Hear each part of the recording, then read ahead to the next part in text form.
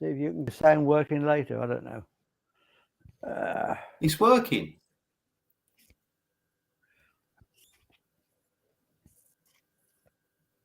We're on anyway. We're live. Beautiful friends, this is Jack Cox, author of Love Not Fear, and I am here with the usual co-host Paul Simon Smith of the Nutrient Nirvana Herbs Supplement Company. But unfortunately, I don't seem to have any sound coming for. So I just have to see what we can do. And I apologize for starting late with connection. Hopefully it will resolve as on. If anyone can hear us, I'll be talking to myself. If anyone can hear us, say in the chat box. Let us know in the chat box if you can hear me or if you can hear Jack. I think it's. And if you can't hear me, I'll just leave.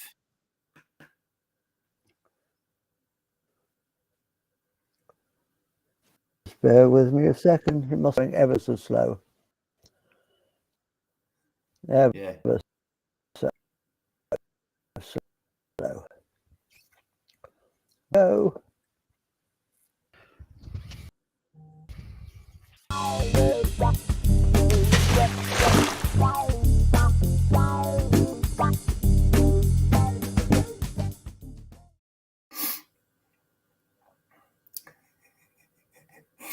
Can you hear me, Jack? No, he can't hear me. Well, I don't know what happened there. No, if anyone's watching, can you let us know if you can hear me? If you can hear Jack? Did you see the intro? No, I don't know anyway. Thumbs up or thumbs down intro? Yes. Anyway, sorry, I've got no sound at all. It's obviously the problem is obviously my end. So anyway, let's just crack on and see what happens. Let's just crack on and see what happens. So it's a Beltane special, and I've got my, I don't know if you can see them. I've got my hawthorn blossom. I would like it in the shop, but it doesn't seem to be happening. We are amateurs, aren't we? We are amateurs. So I've got a few things prepared that I want to talk to you about. Hang on, anything else is happening.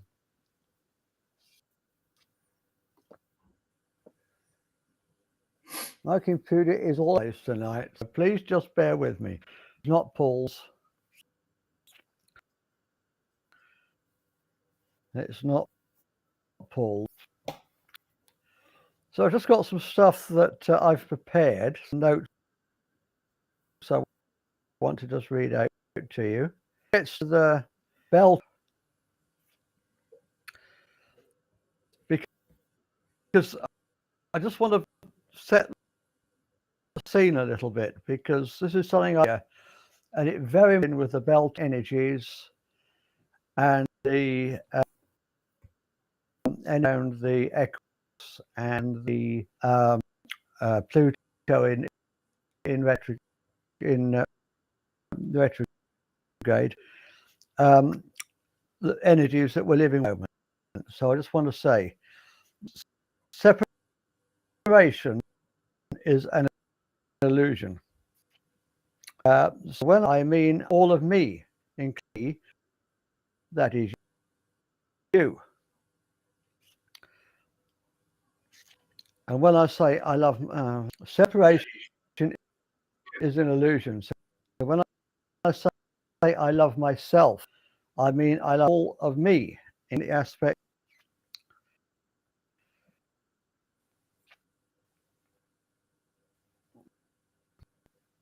It is all me, all you. It is all God. When we understand this, simply fail to love anyone. How can we possibly harm anyone when we know harming an aspect of ourselves or ourself? Sometimes we choose to live a life of good friends and enemies, conflict and strife, because there are lessons and growth. If we're struggling in time to recognize just a game and we stop playing it at any time, realize that it's all just us playing against ourselves. And the reason for mentioning that today is it fits in very much this Beltane that we are all one with nature, and to be in harmony with the forces of nature, the rhythms of nature, is being in harmony with an aspect of ourselves. That's what Beltane really is all about. I understand why I'm not clearly don't. I'm wondering whether it might be my speakers that are muted. See if it makes any difference.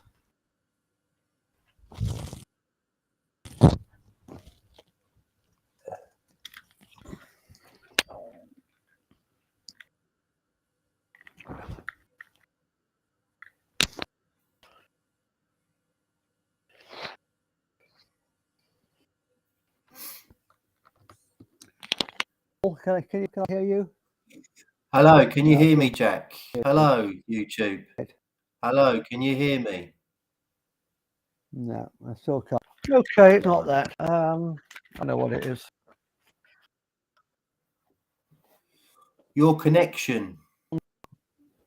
Talking to myself. Apologies to everybody tuning in to listen to Paul. Sorry, Mum. It's on here. Chat.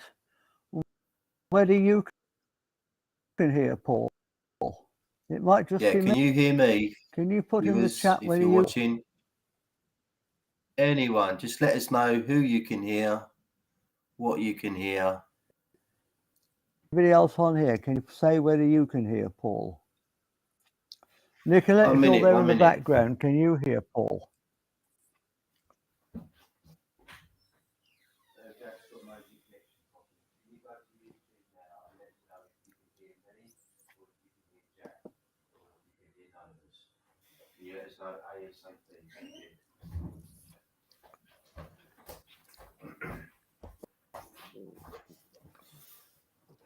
Hello, testing. Oh, good, you can hear me. I thought so. Yeah, Libby, we can hear you, Paul. Jack, you're a bit jattery. I've always been a bit jattery. Comes with age. Right, so I think the best thing we can do is if I see Paul's lips moving, I'm going to keep quiet and let him have his say, even if I can't hear what he's saying. Otherwise, it's going to be a bit of a silly show, all one-sided. So, what do you think about that, Paul? Why not? Who cares? I'll carry on. Okay. I've got something to read out. I wanted to talk about magnesium today. For those of you who don't know, Paul's just started it's just a little bit of a shop before we get into the show. Yes. Okay. Yeah, I've been there today, actually. It's a local shop to me called Purple Phoenix, which is in a brand new craft village in Thurrock, in a little village called Fobbing. And they're holding all my products there at the moment, and they're doing quite well. So I've been up there today working on the bike. I've also been delivering to customers today. So I've done about 10 miles on my bike, and my legs have had enough, unfortunately. While I'm talking, and I've got the what I'm going to do is I'm going to read to you an article that I wrote this week on magnesium, because magnesium is so important at the moment for people, and it's one of those key minerals that are not in the food anymore, unfortunately, for various reasons, mainly because of the sprays, the glyphosate on the crops.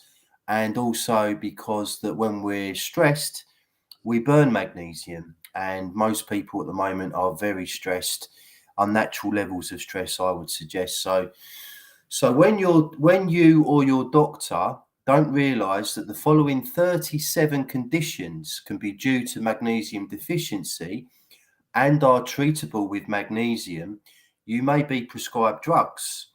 Unfortunately, drugs such as painkillers, diuretics, antibiotics, and cortisone, many of which are inappropriately used for the aforementioned conditions, further deplete magnesium and other minerals. This allows symptoms to get completely out of control. So I'm going to go through a few conditions where magnesium may be able to help you. Well, yeah, I've got to say may, but so here we go. Acid reflux is one. If anyone's got acid reflux, spasm of the lower sphincter at the juncture of the stomach can cause acid reflux. Magnesium relieves these spasms.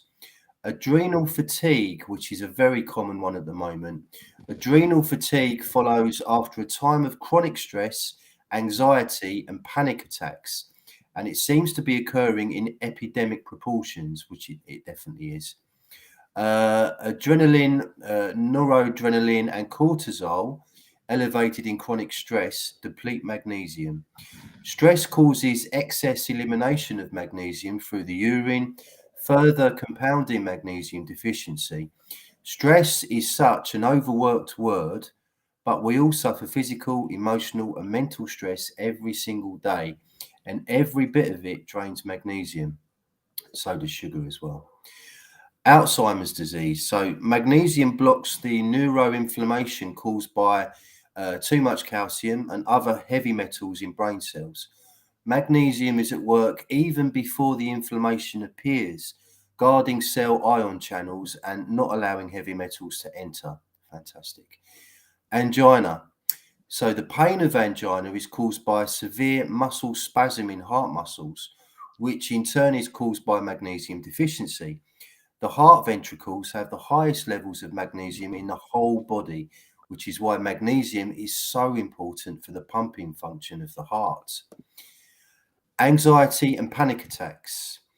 When the adrenals are no longer protected by sufficient magnesium, the fight or flight hormones, adrenaline and noradrenaline, become more easily triggered, and when they surge erratically, they cause a rapid pulse, high blood pressure, and heart palpitations. In fact, the more magnesium deficient you are, the more exaggerated is the adrenaline release. Magnesium calms the nervous system and relaxes muscle tension, helping reduce anxiety and panic attacks. Famous one here, arthritis. So pain and inflammation are two major symptoms of arthritis that are amenable to treatment with magnesium. Asthma. Histamine production and bronchial spasms in the smooth muscles of the bronchial tract both increase simply as a result of magnesium deficiency. Calcium deposits. So magnesium is necessary to dissolve calcium and keep it soluble in the bloodstream. Magnesium helps direct calcium to the bones where it belongs. Blood clots. Magnesium does not act like blood thinning drugs, but instead helps prevent blood clots by preventing excess calcium from triggering them, and it naturally balances the blood clotting in the blood. Bowel disease. Magnesium deficiency slows down bowel peristalsis, causing constipation, which could lead to toxicity as well as symptoms of colitis, diverticulitis, and Crohn's disease. Brain dysfunction. The highest concentrations of magnesium in the body are in the heart and brain cells. It is no wonder that the major symptoms of magnesium deficiency affect the heart and the brain. An important study in 1995 showed that even marginal magnesium deficiency could induce the brain to become hyperexcitable, as shown by EEG measurements. A magnesium deficient brain will be more vulnerable to the effects of the excitotoxins. Many diseases of the nervous system are being associated with excitotoxin buildup in the brain, including migraines, seizures, strokes, and brain injury. I'm moving on a bit now. Depression. Serotonin, which elevates mood, is dependent on magnesium. A magnesium deficient brain is also more susceptible to allergens and foreign substances, which in some instances can cause symptoms similar to mental illness. Diabetes. Magnesium enhances insulin secretion, facilitates carbohydrate metabolism, and allows insulin to transfer glucose into cells. Otherwise, glucose and insulin build up in the blood, causing various types of tissue damage. Fatigue, a big one at the moment. Magnesium deficient patients commonly experience fatigue because dozens of energy producing systems of the body cannot work properly. Headaches, this is a big one. The muscle tension and spasm in neck and head muscles can be alleviated with magnesium therapy, which can be applied both topically and orally. Heart disease. As noted, the heart, specifically the left ventricle, has the highest amount of magnesium in the whole body. Magnesium deficiency is common in people with heart disease, and taking magnesium can reduce that risk. Let's move on a bit. Hypertension. With insufficient magnesium and too much calcium, the muscles in blood vessels can go into spasm and cause high blood pressure. If cholesterol also rises due to magnesium deficiency, it can bind to calcium in the blood vessels, worsening high blood pressure. Indigestion. The pump that acidifies the contents of the stomach is dependent on magnesium. Without this, food does not get liquefied and remains solid throughout the digestive tract. This places extra strain and drains energy from you. A famous one here, insomnia. Magnesium prevents muscle tension that can prevent restful sleep. Also, sleep regulating melatonin pathway production is disturbed without significant magnesium in the body. IBS, irritable bowel syndrome. Magnesium can be used to treat the pain and spasm of IBS. The more laxative forms of magnesium can also treat IBS-related constipation. I'm going to skip a few. Kidney disease, kidney stones is a big one because you need magnesium to dissolve calcium. Migraines, a famous one. Serotonin balance is magnesium dependent. Deficiency of serotonin can result in migraine headaches and depression. Blood clots are said to clog up tiny brain blood vessels, leading to migraines. Magnesium prevents calcium from causing excessive blood clotting. We've also got musculoskeletal conditions, nerve problems, osteoporosis, Parkinson's disease, Raynaud syndrome, which I've had before, which is where the tips of your fingers turn blue in cold weather. Since I've been taking magnesium, it hasn't got rid of it, but it's made it substantially better, or it's reduced the problem significantly. Tooth decay. I'll do the last one, tooth decay.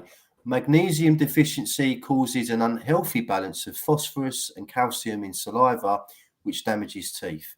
So I've just listed a few of the problems caused by magnesium deficiency. And as I stated before, if you go to the doctor with these problems in the early signs of these problems, you'll almost certainly be prescribed drugs when all it is, 99 times out of 100, is magnesium deficiency. Jack can't hear me still, so I'm going to say goodbye now. No, I still hear you. I can hear you now, Paul. Oh, brilliant. Well done. I can hear you. Yeah. I was rushing through that. I got the second half of that, and it was brilliant. Oh, brilliant. Okay. So, do you know what the problem was, Jack? Yeah, it was my end. It was my end. Okay. I had a technical problem with the speaker, but I've sorted it now. Okay, mate. Brilliant. All right, we're back on then. That's good. Hello to Libby. Libby's Reiki and Meditation Shack. Nice. Glad that you've joined us, Libby. Sorry about the cock-ups today. Couldn't be helped. Yeah, sorry about the bad start. Sorry about the Hopefully bad you've start. learned a few things about magnesium and why I consider it to be the most important nutrient in terms of, well, mainly because, as I said before, you can't get it or enough of it in the food anymore. And most of us are stressed and we're just depleted of it. So it does so many things in the body. It's so important. If you're not in England and you know, if you're far off somewhere watching this and you want to try magnesium, do not try magnesium oxide, because magnesium oxide has next to no bioavailability. It's what most shops sell because it's extremely cheap to make and it's largely crap. So always try and get magnesium. Like my magnesium is a blend of 4 different types of highly bioavailable magnesium. That's what you're looking for. And you can try mine, Nutrient Nirvana. Well, I actually love Paul's magnesium, and I get it regularly. And I'm waiting for another shipment now. Thank you, Paul. In the post tomorrow, mate. Right, In the post let's tomorrow. get on because yeah, brilliant. All right. Yeah, this is supposed to be a Beltane special. Thank you very much for filling in there, Paul. Well, let's talk a little Beltane now that we can hear each other and everything seems to be sorted. And big apologies to everybody for the cock up at the beginning of this. We'll try to make up for it with interesting stuff. Right, Merry Beltane, everybody.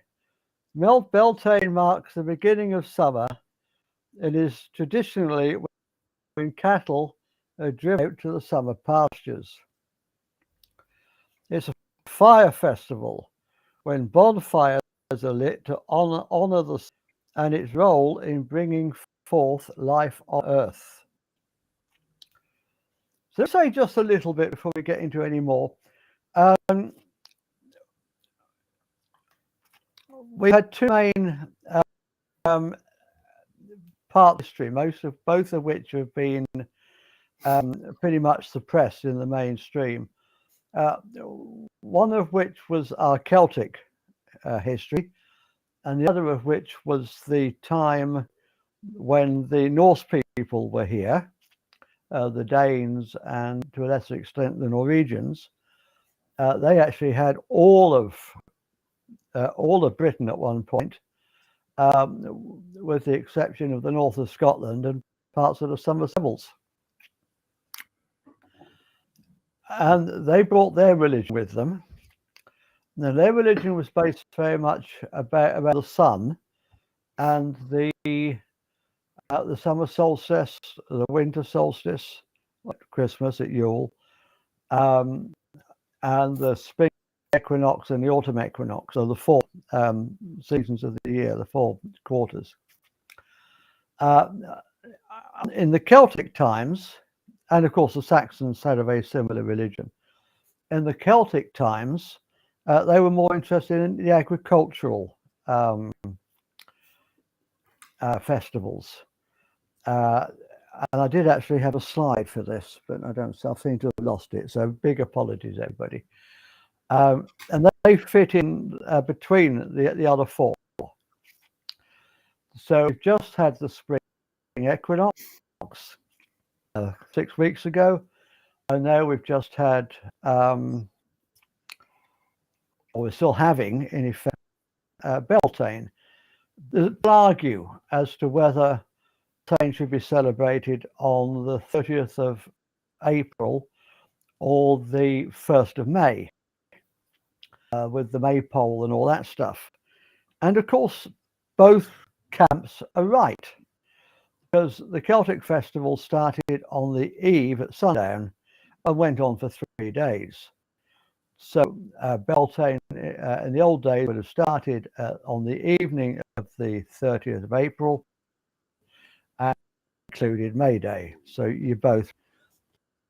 Hang on, I've got some coin, I think. No, I haven't. Yes, I have. Anyway, so right. Rituals are performed to protect cattle, people, and crops, and to encourage growth. Bonfires are kindled, whose flame, smoke, and ashes are deemed to have properties. The cattle are driven around or between the bonfires for a blessing to keep them safe. Traditionally, household fires would have been doused and lit from the Beltane bonfire. Well, I suppose that would depend on the season. Most times we don't need fires this time of year. These gatherings are usually accompanied by a feast, which is the best bit.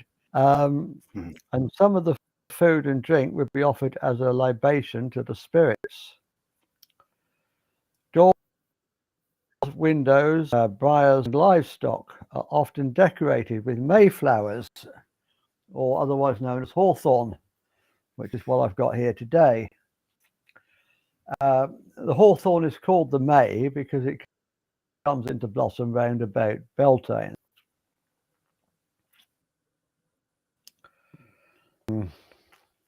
People also used to dance around the maypole, didn't they? Well, they still do.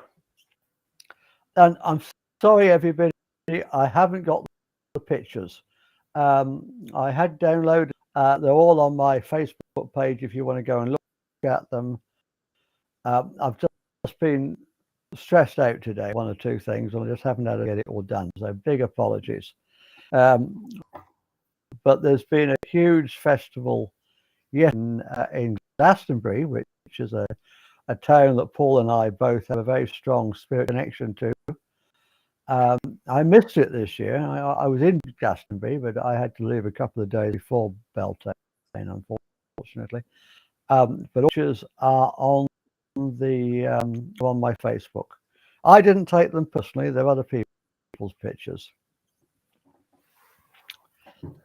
In parts of Ireland, people would make a May bush, typically a hawthorn, or branch decorated with flowers, ribbons, bright shells, and rushlights.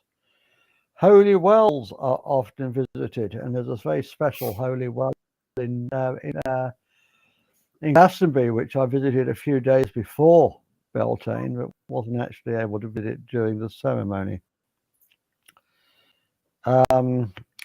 Beltane, young maidens often, and older maidens, often use Beltane dew, early morning dew on Beltane, to bring beauty and maintain youthfulness. Revival of the mid-20th century, the Celtic festivals have become quite widespread again, and more people are in the importance of working with nature and attuning to her rhythms, which is the point in at the beginning of the show.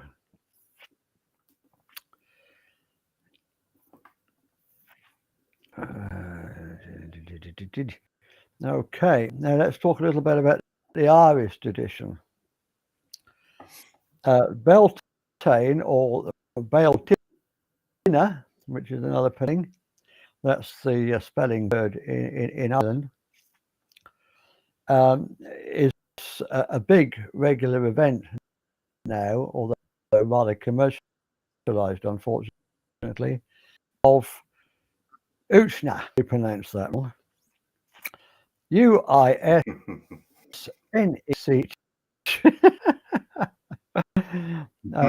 I did have a picture of that. I'll put all the links below in the description. The pronunciation is usually completely different to the spelling with Gaelic, Irish words. Absolutely. Uisneach is the way a guy was pronouncing it on YouTube. So. Oh, well done, mate. You've done your research. Well done. I've got along with that. I've done my research. Yeah. Beltane is one of the oldest known festival days in Ireland and marks the beginning of summer in the old Celtic calendar. Let me just say Celtic and Gaelic. the half between the spring equinox and the summer solstice.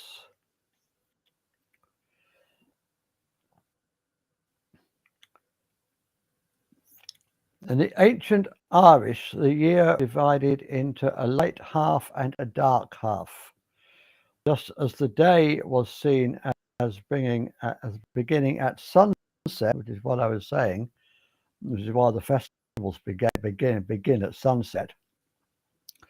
So the year was seen as beginning with the arrival of darkness at Samhain, or Halloween, as you might know it. I also ought to be said that while we're celebrating Beltane or dinner here in the northern hemisphere, the people in the southern hemisphere are celebrating Samhain as they move towards the darker months. Beltane celebrates the end of the darkness and the coming of summer. And just like Samhain, it is marked with the lighting of great bonfires. I don't know why it is that when other people write about this stuff, they always seem to put it in the past tense. These are much living traditions. Yeah, totally agree. And it's important to me to keep them alive. The old Irish name for Beltane, or Bealtaine, and I'm going to pronounce this wrong, I can guarantee it, but I'll put the link below. Setamane, from the Pro-Celtic Kentus Samos, meaning the beginning of summer. But the word Beltane itself, of course, derives from the sun god Bel. Elega Bel. Bel or Belenos, or various different forms throughout Britain and Gaul.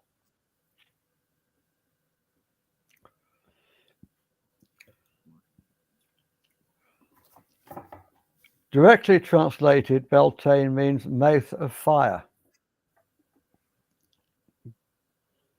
from the Gaelic. Wow, that's cool.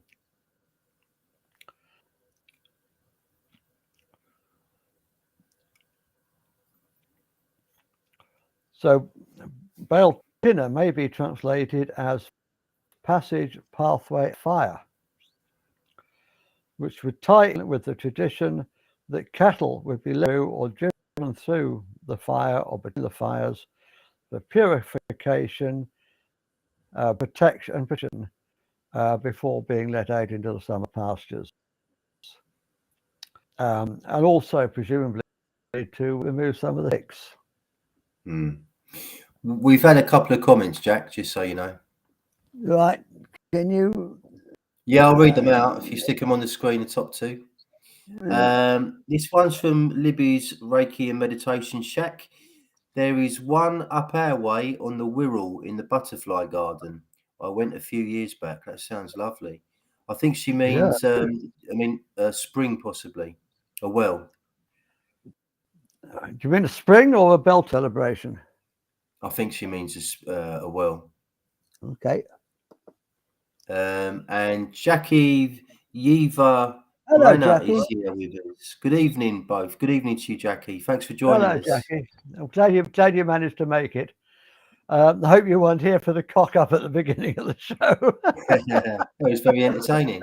Yeah, that's the main thing.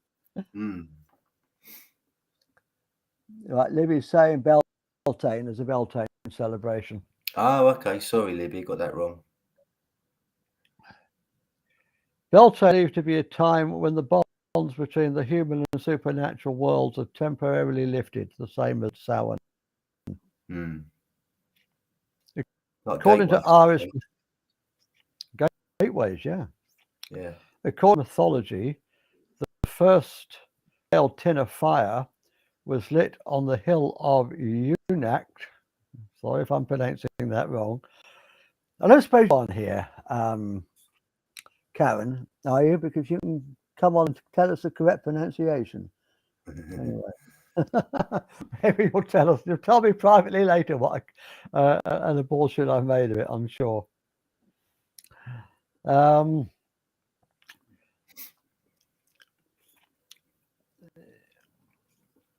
the hill was lit. There's some confusion here, I found, because I've been reading lots of different sources, and there's some confusion as to whether this was actually done on the Uisneach or whether it was done on the hill of Tara. And I get confused by that. Tara is just a few miles north of Uisneach, which is the seat of the High Kings. But, other sources say that Uisneach was the seat of the High Kings. So if anyone knows, please, I don't pretend to know everything. I'm just doing my best. If anyone knows better than me, please do share.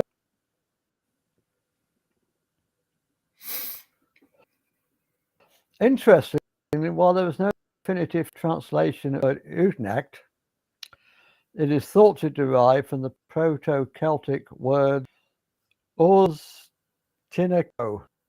meaning place of the hearth. As the centuries progressed, the Great Fire became the catalyst in a festival when tribal leaders, chiefs, kings and queens, high king gather at Uisneach. I'm not sure. The celebration. At sunset, a huge fire was lit on the summit of the hill. The point of these two hills, and not all the other big hills in Ireland and throughout all, is they were beacon hills. And when the king lit the first fire on whichever hill he was on, all the others would see that, light their fire. Upon seeing the light of the fire at Uisneach, fires were then lit on all the other fire hills in Ireland. That's what I just said. In recent times, the tradition of Beltane Fire at Uisneach has been revived. And in 17, as I say, it started again, rather commercialized. You have to buy it to get in, which isn't really the... Anyway. Yeah. The festival this year will take place on Saturday the 7th of May, so a week after May Day. And it says tickets for the event are already sold out. So that's the Irish perspective. How much time have we got left? Right.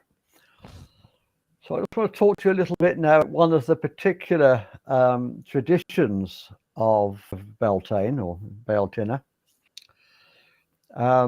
which is when the greenwood marriages are celebrated.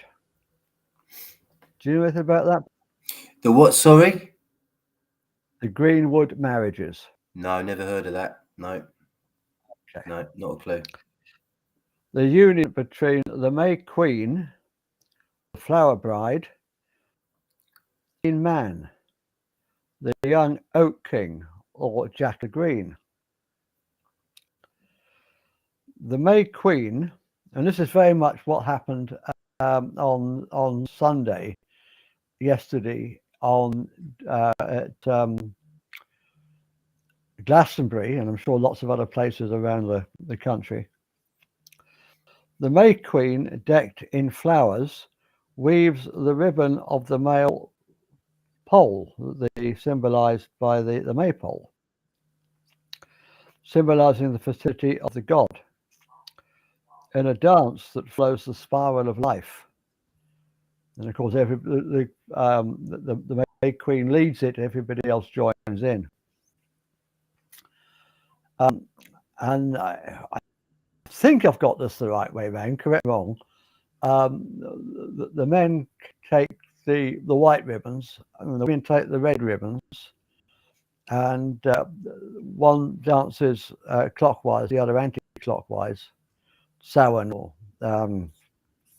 Forget that. Anti-clockwise or clockwise. Deersill or widdershins. To weave the spiral of these ribbons around the maypole. The may or hawthorn blossoms are taken into the house and used together with mead and cake, and that's my favourite bit, in hand-fasting ceremonies, where a couple tie their hands with a red cord bound in a figure of 8 and pledge to stay together for a year and a day. This is one thing I love about the pagan marriage. Basically, there are 2 different forms you can choose. You can choose to marry for a year and a day, or you can choose to marry for as long as love lasts. And there's no big deal. Well, obviously it hurts, but there's not the same stigma about divorce and all that we have in the modern world. This is the time when people flock to the fields and celebrate the greenwood marriage. Now, this is the interesting thing, and you'll enjoy this bit, Paul, because I'm going to put a bit more into this than what I've actually got on my notes. Children born to these couplings 9 months later are considered sacred children of God or of the gods, and are the responsibility of everyone in the community. These are treated as special children. They're not treated as bastards or illegitimate. They're treated as special children. So they were conceived around Beltane and born 9 months later. Yeah, they would have been born around. Conceived in ritual or in the celebrations after ritual. They were considered to be holy. Wow. And this is where names such as, I haven't got a list of all of them, but this is where names such as Godfrey come from. Oh, okay. To indicate that the children were children of God. Wow. I didn't know that at all. That's very interesting. Yeah. And the thing I want to bring in here, and I don't want to insult anybody else's religion, and I don't want you insulting mine. We're all open-minded here. But just a question: is that the origin of the virgin birth stories? Because the mothers of these children were still considered to be virgins. Ah, that's very interesting. I suppose it would. Yeah. So you and I, because of the Ralph Ellis stuff, we're still thinking about the 1st century, aren't we? Yeah. And we're wondering whether Jesus might have been conceived in such a ceremony, which is why he was often called a child of God, or the child of God, or the son of God. Yeah, that's an interesting thing. I've not considered that before. And while Mary was considered to be a virgin after having given birth. Now, I certainly don't want to trample on anybody's religious beliefs. If that doesn't resonate with you, then just leave it, please. But those of us who want to think about these things might like to think about that one. Do we have, sorry, Jack, but do we have any idea how long ago these traditions go back? Well, they go back at least to early Celtic times. So, what, 3,000-4,000 years, possibly even longer. I mean, what the Neolithic times, what we don't know, because most of the Celtic traditions were oral, they were never written down. Not as some critics like to say, because the Celts were illiterate, because they certainly weren't. They had writing, they had Ogham, their own alphabet. But they just didn't consider it proper to write down about sacred things. So there's an awful lot we don't know, and we know an awful lot less about the Celtic traditions before they migrated into Gaul and into Britain than since.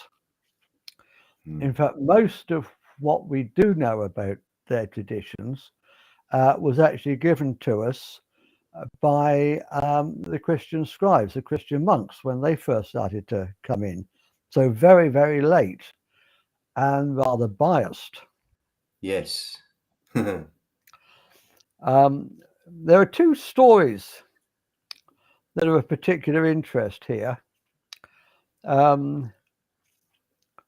both from the Welsh classic, the Mabig. I can't pronounce this. Mabig. Can you pronounce it? Mabiggion. Mabiggion. I can't pronounce it. I'm awful at pronouncing these things. The first story is about Ceridled, the beautiful daughter of Lud Silverhand, who was fought over by two men. Lucky girl. Carried off by one before the other had had a chance to sleep with her. Acts of revenge were carried out between the two parties until King Arthur, if it had nothing to do with King Arthur, that may have been a later edition, heard about all this and came north to settle the dispute. He decreed that the maiden should remain in her father's house untouched by either side, and there should be battle between the two suitors, each Beltane, for ever and ever, from that day till doomsday. Now, the symbolism of this story, and these stories aren't meant to be taken literally. None of these Celtic stories are meant to be taken literally. The symbolism of this story is obvious. Ceridled remained the eternal May Queen, around which the seasons revolved, fought over by the Holly and the Oak Kings, or the powers of the waxing and waning sun, locked in a continuous battle of supremacy as a result of the yearly seasonal cycle. Let me just say a little bit about the Holly King and the Oak King, because that's also a very important part of Celtic tradition. The Oak King was supposed to battle with his brother at Yule, the winter solstice. And the Oak King would win and preside over the next 6 months until the summer solstice, at which time they would battle again, and the Holly King would preside over the next 6 months. So that's the symbolism there. Now, in the second story, and this is the second story, I'm going to tell you now, this second story is told very well in a very beautiful song, and I'm going to put the link to it below, by Damh the Bard, Dave the Bard. And although I fell out with him a little bit, I'm afraid, last year, because he appeared at a segregated and apartheid gig, which I thought he should have boycotted during the height of all the nonsense and the propaganda and the fear-mongering that was going on over the last 2 years. Nevertheless, this is a very, very beautiful story, and he puts it into song beautifully, and I will put the link below. So here's the story, basically. The May Queen, in this tale, is called Blodeuwedd, or Blodeuwedd in some translations. The flower bride, created for the son of the goddess Aminerod by his uncle, to thwart his mother, who declared he would not marry a mortal woman. So in the mythology, in the story, it's just a story, it's not maybe taken literally, this May Queen was made out of flowers. They took the flowers of the oak and the flowers of the broom and the flowers of the meadowsweet, and from those they called forth the fairest and best endowed maiden that mortals ever saw.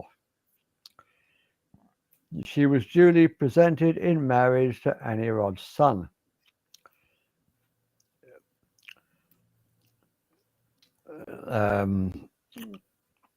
Law.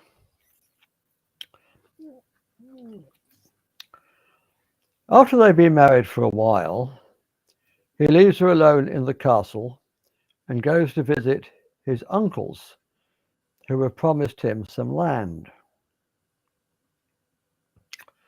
Now, she's not happy in the marriage. Don't forget, she's been created specially for this marriage, and she was never asked. However, in the meantime, a hunting party arrives, and Blodeuwedd invites the leader of the party, Greenwood, I think his name was, into the castle. They immediately fall in love, and she knew great joy of heart. And their talk that night was of affection and love that they had conceived for the other. Losing no time, they plotted to kill her husband on his return in a year and a day. Showing the degree of cunning that had earned her a reputation for betrayal, Blodeuwedd tells her husband that she fears for his untimely demise. He tries to reassure her that this would not be an easy thing to do. In order to kill him, he must be killed with a spear that was a year and a day in the making. Not only that, but the manner of his death is very specific. By making a bath for me on the riverbank, and in some translations it's a cauldron, and making a vaulted frame over the tub, and thatching it well, and bringing a billy goat and setting it beside the tub, and the king placing one foot on the goat and the other on the edge of the bath or the cauldron. And whoever should smite him with this special spin forged over a year and a day would indeed bring about his death. Now, Blodeuwedd listens demurely. Why she replies, I thank the gods for that, and that can be avoided easily. So armed with this information, her lover, Greenwood, gets to work and fashions the spear. And a year and a day later, once they have their plan in place, Blodeuwedd again feigns concern and asks her unsuspecting husband to demonstrate how indeed he might meet his death. This he dutifully does. Obviously, he's not too bright. And as he stands precautiously with one foot on the bath and the other on the goat, her lover jumps out and stabs him with the spear. Lulaw flies up in the form of an eagle, giving a terrible scream. But that's not the end of the story. Lew's aggrieved uncles once again come to his rescue and set out to find him. Eventually, they find a maggot-covered old eagle and sing him out of the tree, changing him back into the form of a man. Lulaw is in a pitiful state, and it takes him a year and a day. The Celts love this year and a day. The year and a day is somehow very magical in the Celtic tradition. It takes him a year and a day to get back his strength. But then he comes back to the castle where his wife and her lover are cohabiting. Blodeuwedd's maidens are all drowned in the lake as they escape, but she herself survives. For her is reserved the fate of being turned into an owl, so that she may never see light. and that there may be enmity between her and the birds, and that then nature to mob and molest her whenever they may find her. So it could be said that the flower maiden, made as a perfect wife to say, I mean, the feminists are going to love this story. So it could be said that the flower maiden, made as the perfect wife to serve her husband, falls in love and thereby empowers herself. This enables her to take the sort of ruthless action that those deprived of choice must take. And think about that in the context of what's happening at the moment in the world. Those who are deprived of action take ruthless, deprived of choice take ruthless action. Be warned. Abigail, hello. Nice to see you Okay, here. you, And you. Good to hear from you. But she must take responsibility for her action as she matures, symbolized by the owl, an ancient symbol of wisdom and cronehood, female maturity. So she achieves independence and self-determination in the end as an owl, but remains connected to the cycle of nature forevermore. Don't forget, this is all symbolic. The suitors also face one another in battle, in combat, but unlike Crediled's story, her lover is killed, though only after he has served as king or consort for an allocated time. The timings are very precise in the story, a year and a day. So in this way, the story may be perceived in terms of the May Queen, goddess of the land, sovereignty. This is a very important theme also in Celtic mythology, that the goddess, the female deity, has the sovereignty. All the Celtic kings gained their sovereignty from the female, from the goddess. And they had various rituals, which I won't go into now, where they actually gained their sovereignty from the goddess.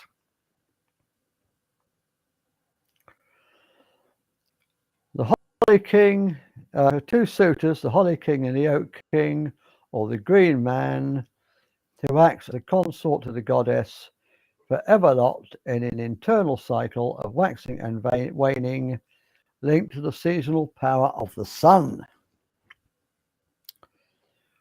So, what do you think of that lot, Paul? There's a lot to take in there, mate. A lot to take in. I love a lot of these old stories, mythologies, preserved in song, aren't they? A lot of the time, a lot of good music has come out of these stories. Absolutely, yeah. There's a really, really good film, a Beltane film, if you like, The Wicker Man. Have you seen it? I have seen it. It has a very dark ending, unfortunately, which It does. It was designed to. It was written in such a way as to make pagans look basically evil, which we are not. Yep. The ending is pure propaganda. Because the Wicker Man was certainly not for human sacrifice, but yeah, it's a brilliant film, and it shows the traditions. Apart from the dark overtones, it shows the traditions very well. Absolutely. Yeah.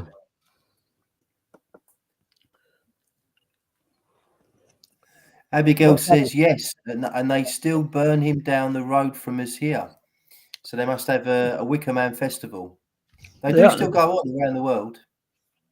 There are big Wicker Man festivals where they have this effigy of a man, huge effigy of a man, and they set fire to it. maybe in the very earliest times, maybe that was a human sacrifice. But in recorded history, and even the best we can work out from recent prehistory, it was purely symbolic. The same as, I mean, I don't want to get too much into this because this comes later in the year. But the harvest, when John Barleycorn is cut down, then again, it happens at Lunasa, 31st of August, end of August.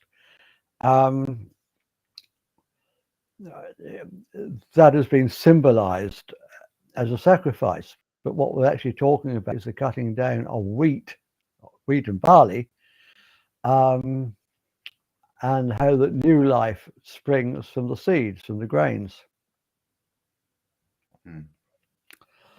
But of course, the people who didn't like the pagan traditions, and well, we can talk about this, Paul, can't we? We can try and talk about it without insulting anybody else's religion, because I really don't want to do that. But the original, I don't even like the word original, the Christians that arrived in this country were not followers of Jesus. They were not followers of the Nazarene, or what Ralph Ellis calls Nazarite, sect of Jesus and James, which was the true church. They were followers of Saul, and Ralph Ellis goes into this in great detail. Whether Saul infiltrated the Nazarenes, which is what I tend to think, or whether he set up a rival church to the Nazarenes, which is what Ralph thinks, I don't know. But the church that came here, the church that came to Rome, was taken over by the Roman Empire, was not the original church of Jesus. Yeah, we've had a couple of comments on that, Jack. One from Abigail.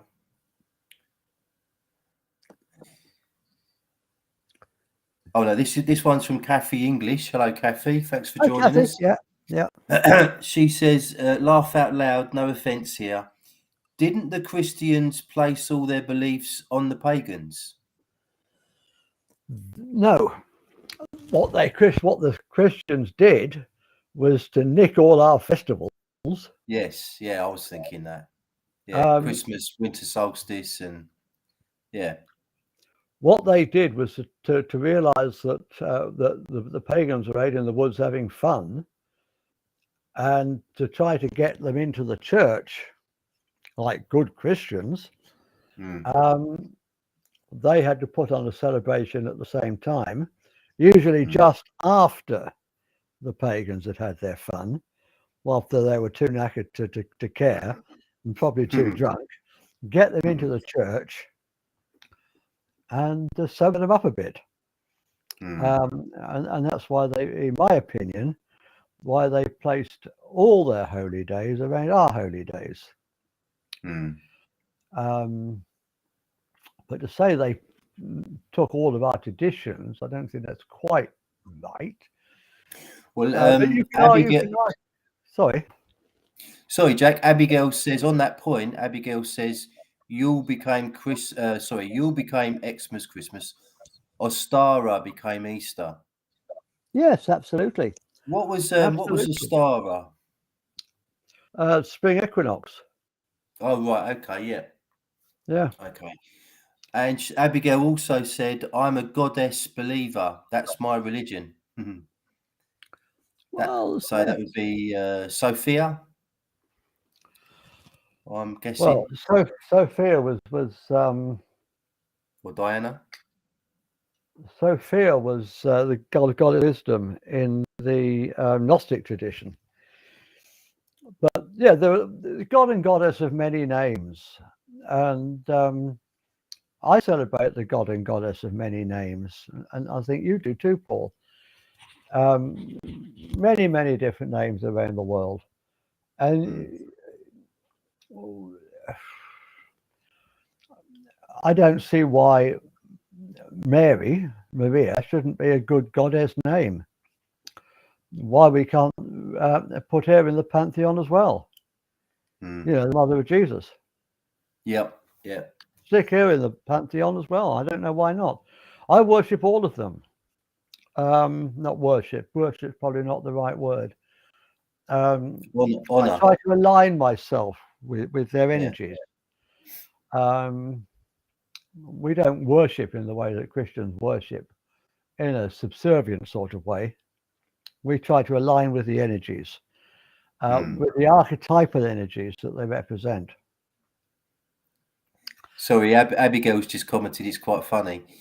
She took one. She says, "I'm a pagan. You should see them run, especially if the Mormons go door to door here." Well, they're entitled to their beliefs Yeah, too. she's great, isn't she? Come on. Yeah. I like what Ralph Ellis says about the Mormons, Jack. He says, when the Mormons knock on his door, I'm not rude to them. That would be horrible. I let them in. And then I shut the door behind them. He would be their worst nightmare. He would be, wouldn't he? Because he knows his history. Yeah. Libby's Reiki and Meditation Shack has just said, ascended masters. Are they connected to paganism at all? Ascended masters? I always think of no. Yes and no. Not in the old tradition. Well, I don't know. What do you think, Libby? Can you answer that one? Can you elaborate on that, Libby? I'd be very interested to know. I've read about ascended masters through theosophy or theology, but I would be interested to know if there's any connection to paganism with ascended masters. Definitely. I mean, let's just clear what we mean by paganism. The Christians tend to use the word in the same way that Jews use the word Gentile, and Muslims use the word infidel to mean everybody else. But that is not what pagan means. The pagan religions are a very narrow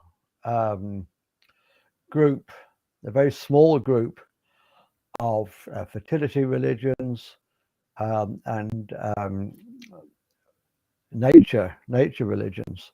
That's how I've always thought of paganism, as kind of like nature worship. Nature worship, yeah. Yeah. So, but I think ancestor worship fits in very well with it as well. Although some people might argue that's more shamanism, which is something else. And ascended masters are our ancestors, aren't they? So we've got a couple more comments here. One from Abigail, one from Libby. Abigail says, "I'm a follower of the old ways." Yeah, we are too, Abigail. Yeah, we are definitely. And Libby says, "I was talking about Mary as a goddess and Mary Magdalene. I have oracle cards with Mary in them." Brilliant. Yes. Who's done that one? Libby. Yeah. Libby. Yeah. I had Libby on my Friday show a little while ago. Yeah. I think it's all getting a little bit confused now because of this sort of new age thinking,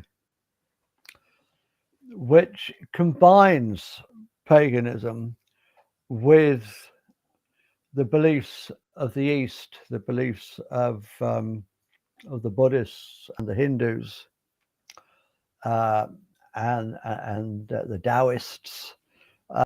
Mix it all up into a whole, which I'm not against by any means. I think it's a beautiful thing because all these different traditions are saying the same thing in different ways. But then it becomes tricky to to put firm divisions in. This belongs in this tradition. This belongs in this tradition. But maybe we don't have to. Maybe we can just open our minds and accept. I mean, I'm very eclectic.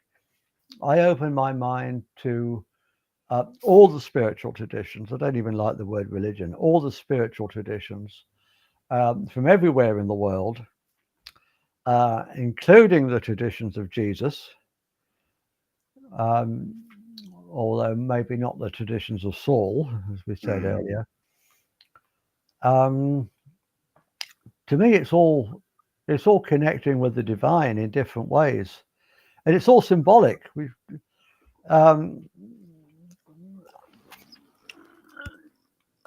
I mean, the story of Horus. Yeah, we've got a couple more comments just underneath that one from Libby that you've put up. We've got a good one from Abigail.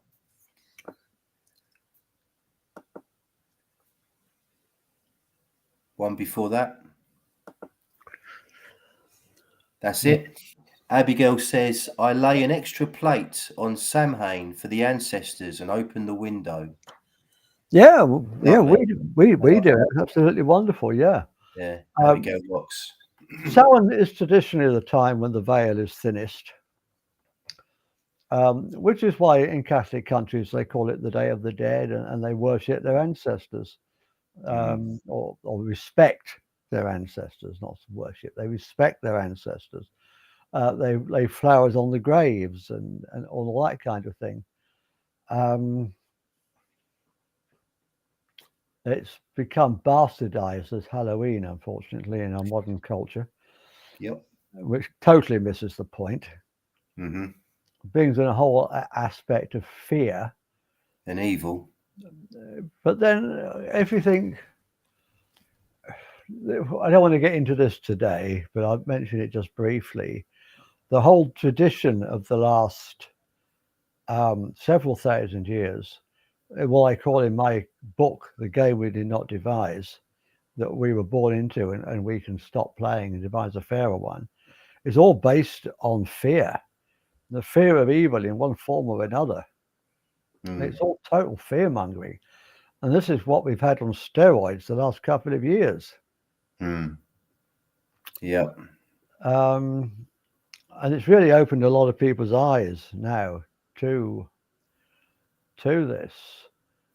And I know I'm going off topic here a little bit, Paul, but I watched Tomorrow Never Dies last night on Prime. Is that a James Bond film? Yeah. Yeah, I don't think I've seen that one. I haven't got a telly, but I watch it on the computer. I was just in a mood for a Bond film. I haven't seen one in years, and it was very much about this evil media baron who was spreading misinformation and trying to mold the world in the way he wanted it by spreading misinformation. They wouldn't do that, would they, Jack? No, they never do. Would they? Yeah, what a thought! Never. Surely not. Thought. Yeah, they're all coming in now, these comments. Hang on, there's one here first. No, hang on, somebody else, one here first. Yeah. I'm going to do this one at a time. Yeah, this is the one. Libby says, exactly. No religion, just frequencies. Yeah, absolutely. And then the next... It's often said that religion is for people that are scared of going to hell, and spirituality is for people who've already been there. I like that. Abigail says, don't do Halloween, that's evil.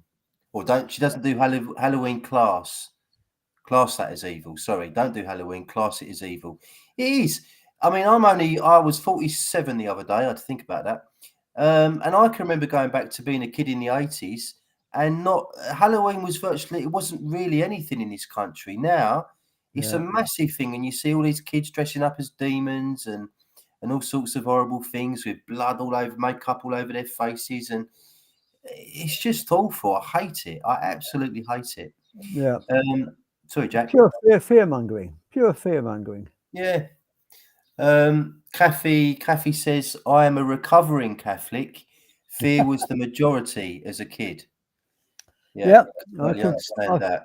I feel for that, Kathy. I feel for you there. Kathy, can I just say, thanks for that comment. Can I just say, I've been interviewing a guy recently on my YouTube channel called Ralph Ellis, who's written books on Christianity and has discovered the historical Jesus Christ in the Syriac record, and has kind of revealed his actual story.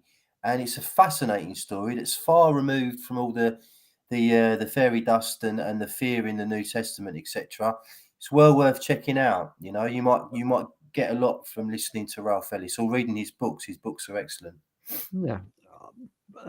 Paul won't like me saying this. I take it all with a pinch of salt, but nevertheless, it's very, very interesting. Read the books. Yeah. There's another very good researcher that I highly recommend, and his name is Paul Wallace. And he has a video channel called The Fifth Kind. And he's talking mostly about the Old Testament stories and how they've been mistranslated, and how the earlier stories of Elohim have been conflated with the later stories of Yahweh, and yet they're talking about two totally different things. The earlier stories of Elohim, the creators, that those who from the fallen angels. Sorry, the fallen angels. No, the Elohim. You're thinking about the Nephilim. The fallen angel. The Elohim is a plural word for God, and God was originally considered to be plural. And obviously, I mean, really obviously, if you think about it, refers to ETs, off-world people who came here and helped us in our early evolution. Maybe even genetically modified us. Who knows? Yeah, I think so. Yeah, go on, Jack. And they're mixing that up with the story of Yahweh. So anyway, I'm not going to try to tell Paul Wallace's story for you. You check it out yourselves. I'll put some links below. I will do. Yeah, do that. I will do. So, hold on a minute, Kathy. Abigail says Ralph Ellis is brilliant, and I would agree with you there, Abigail. He's I know Abigail's watched the videos. And Kathy has followed up with, wow, that sounds interesting. Ralph Ellison? No, Ralph Ellis, Ellis. But if you search for the Nutrient Nirvana channel on YouTube, that's me. And I've done about 11 videos with him now, I think. Well, and the link to Paul's YouTube channel is below in the description. And I put it below in all of these programs that we do together. So please do check it out. He does a lot of interesting videos on health and nutrition, and also other subjects. So all these Ralph Ellis ones he's done. How many have you done now, Paul? 6, 11 with Ralph. I think there's about 20 or 30 other interviews on the channel. Yeah. History, health, and well-being. Basically, it's all on there. Yeah. Who did you do the other day? Wheatley. Maria Wheatley. I've spoken to. She's very famous in the kind of the circles, stone circles, and dowsing earth energy. She's really, really good. She's doing the Glastonbury conference this week. And I'm talking to a guy called Peter Aziz tomorrow that I'm looking forward to. I'll tell you about that in a minute. Abigail says, we were brought up Church of Scotland. My brother is a pastor. My sister turned Catholic, and I'm a pagan. Work that out. Brilliant. Yeah. No, she's great. There's Abigail. room for all of us. Exactly. There's room for all of us, and the songs we sing, the words we sing are different, but the songs aren't that far apart. Absolutely. We're all telling the same stories in different ways.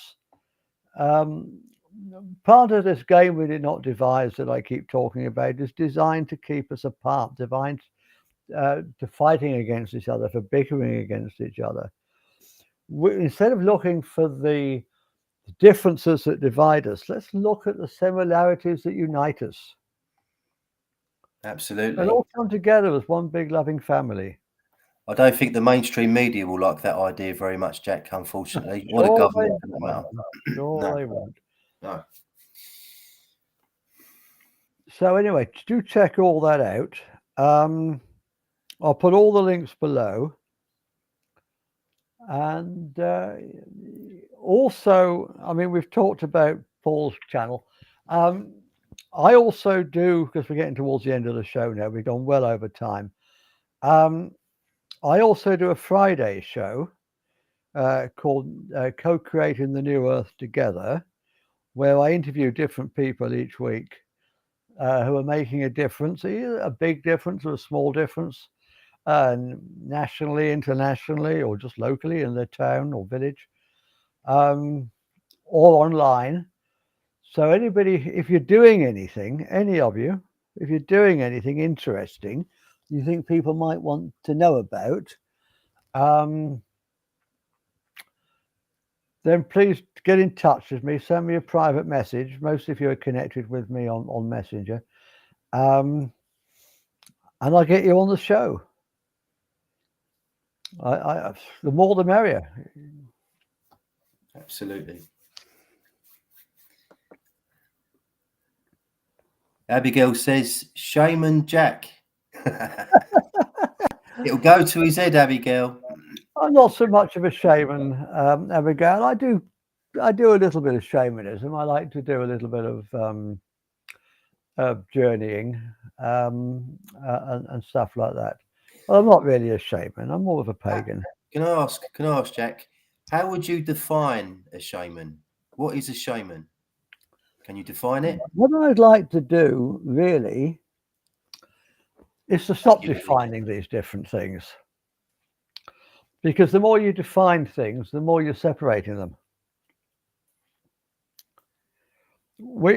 In our world, we're so used to giving everything labels. I've heard it said, and I think it's true,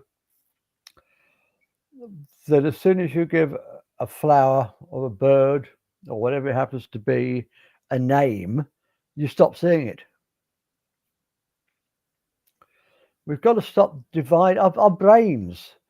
Our brains are not our minds. Our brains are, I consider them, I mean, you may disagree with me, I consider the brain to be a games interface, a PlayStation or a Wii that interprets signals into thoughts so that we can play this game of physical reality.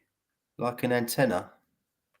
No, it interprets the signals. It doesn't receive the signals. The antenna is the eyes and the ears and the five senses.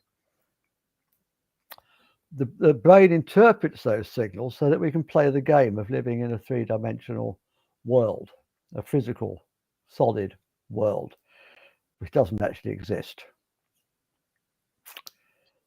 Think of virtual reality, if you like. It's like a virtual reality headset, and it's not what the world really is. It's an electric universe. And it wants, well, the whole of the universe is inside me. This is what I was saying right at the very beginning of the show. The whole of the universe is inside me and inside you and inside all of us. It's not external. There's no out there. The out there is the result of the game's interface of the virtual reality set of the Wii or the PlayStation or whatever the latest thing is. I don't know. It's a game. And check out the video I made about a year ago called A Matrix Within a Matrix. Well, I explained this very, very well. I say the whole world is illusional. But within that matrix of the illusional solid world, which doesn't actually exist, we have another matrix, which is the illusion of our false beliefs, which is a game that we did not devise, that we were born into. So there's two levels, or two levels to the matrix, or two separate matrices, one within another. The video is actually called A Matrix Within a Matrix. And I go into a lot more detail about it than I can. Link it, Jack. That one. I'll stick it below. Yeah. Can I just round up with a few comments, Jack? Because I've got to go in a second. I've got to go. Mate, yeah. Libby has said, "Great listening to you both." Abigail says, "Thanks, boys. Anytime, Abigail. Thanks for joining us today." Yeah. Kathy says, "Good question." I think that was referring to my question about shamanism to you. Okay. And we've answered that. And this is a lovely comment from Abigail. "I light a candle and send love, light, and healing for the world. Keeps me calm." That's beautiful, Abigail. Beautiful, yeah. And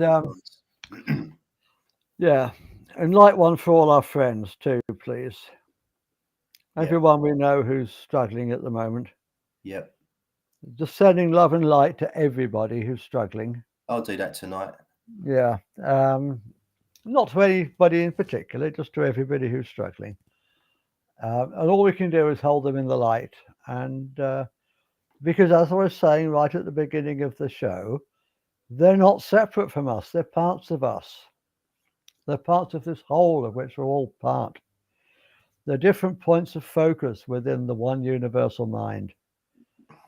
So why wouldn't you help, love, hold in the light, send healing to a part of yourself that you know is struggling?